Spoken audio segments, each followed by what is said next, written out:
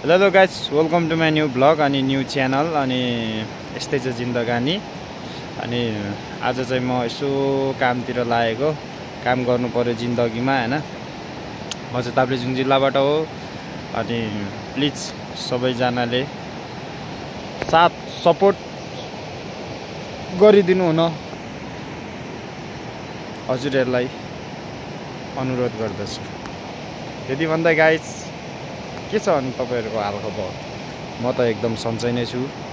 हजुरहरु पनि एकदम सन्चै नै हुनुहुन्छ होला। आज चाहिँ म यो फुलबारी भन्ने ठाउँको मुनि कोरिडोरको बाटोमा आइपुगेर बिन्दासमा बसिरहेछु हैन।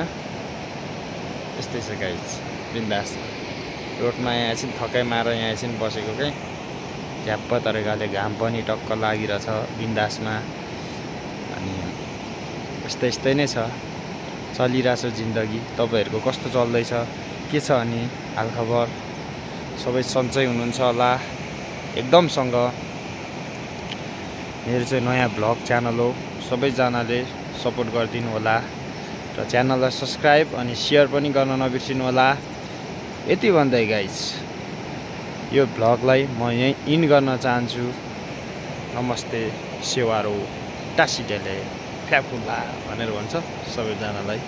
By by guys.